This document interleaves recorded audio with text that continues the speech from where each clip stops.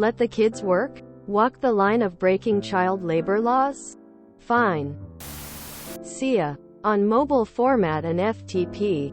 A bit of background. So a few years ago when I was in my second year of college, I got a job at a well-known beauty supply store. A red flag at first were that my manager, let's call her C, didn't give me my hourly wage until my first day and I came in to sign the onboarding paperwork.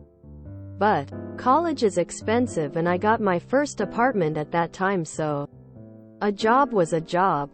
One day I come into my afternoon shift and I see two kids putting out stock from boxes onto the shelves. One was about 10 and the other maybe 6 or 7.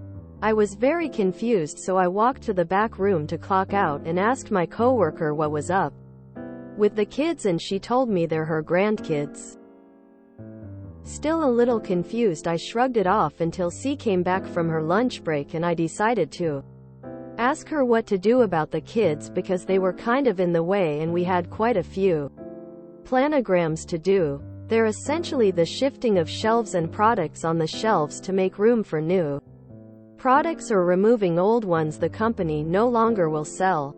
C decided then to tell me that she is watching them today and decided since it was stock day that she was going to get them to help and give them like $10 each at the end of her shift.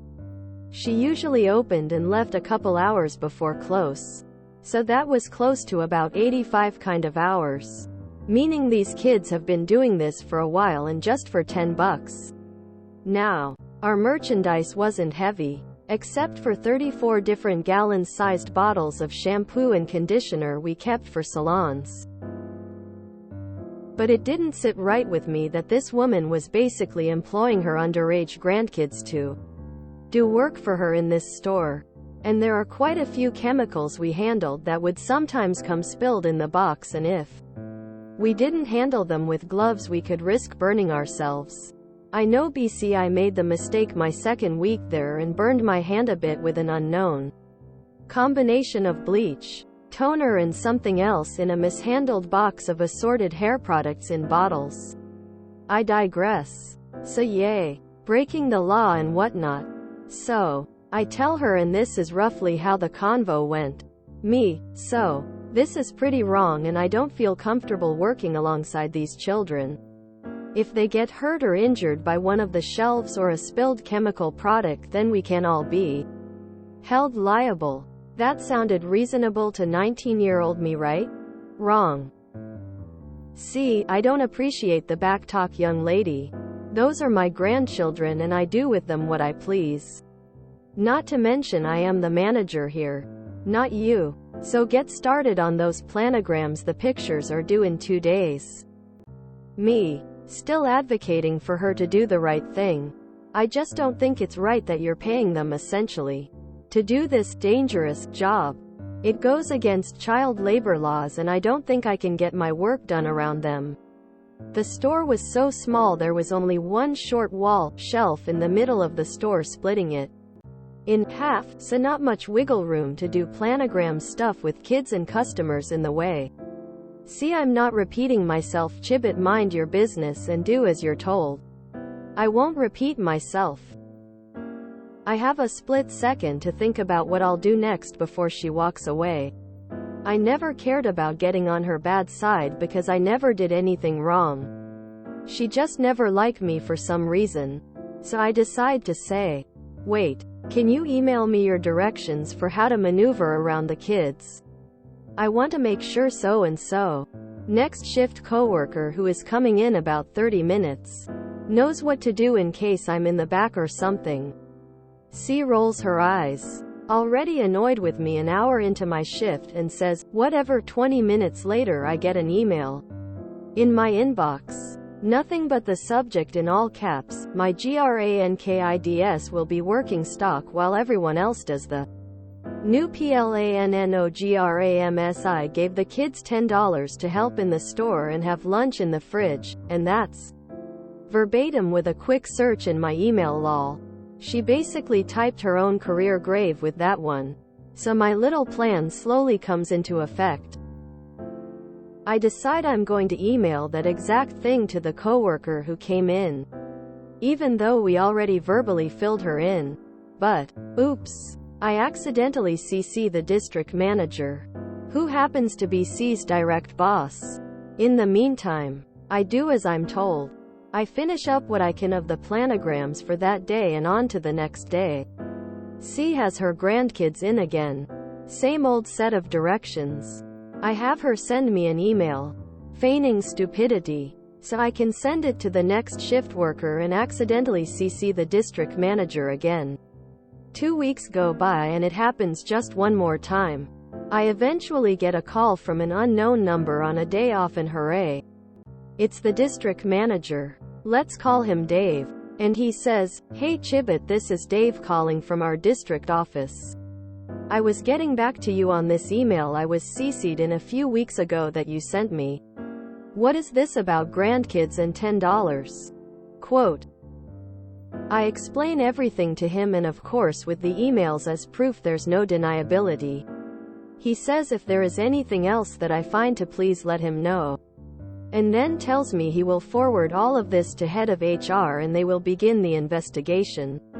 I'm feeling quite satisfied and continue work as though the phone call never happened and she eventually did stop bringing her grandkids by. But not before the investigation was rumored to have started. A month and a half passed by and I put in my 2 weeks notice because I found a better job and hated it there. She tried to fire me but it didn't work out and I came back the same day she fired me. Story for another day lol. And I get a call from Dave again and he tells me they finished their investigation and found her conspiring to break child labor laws or something like that and will be removed from her position. But also found, in their investigation, that all 5 stores in the district got a complete clean-out of every level employee in the store. Because they found many of them were falsifying the rewards points, essentially inputting their own phone numbers instead of the customer ones so they could get more discounts. TLDR.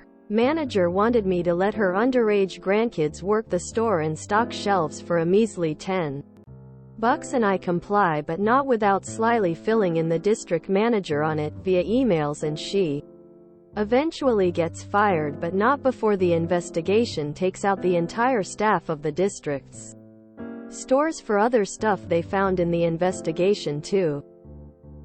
Anyways, don't break the law dum-dums. Children don't want to work stacking shelves. They yearn for the mines. I think I'll consult my youngster on his thoughts about this. I'll just wait till he's finished cleaning the chimney. I feel like the company papered over the violation of child labor laws with the reward point violations so they wouldn't get in trouble with DOL. I'm pretty sure Dave had a meeting about this with HR and told HR, find anything you can to get rid of her. They luckily found the reward points violation. I wouldn't be surprised if there is an NDA on file between C and the company regarding it. The fact that she tried to fire you opens the opportunity for a retaliation lawsuit under whistle-blower laws. She just never liked me for some reason. Because you kept talking about things like legality, and child labor laws and chemical burns. And such things beneath her glorious notice?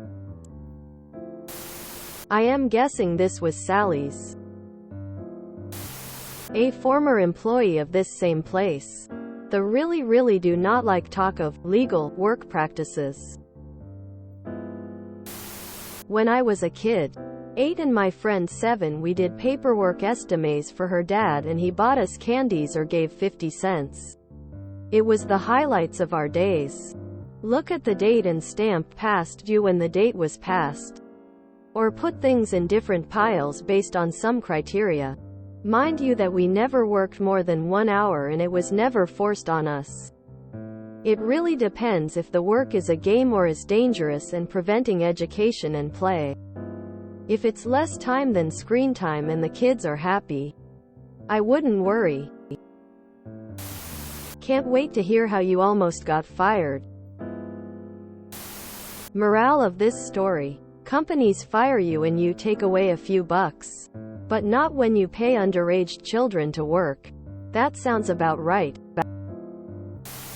My friend's 2 years old used to insist on working when she came into the store for her shopping.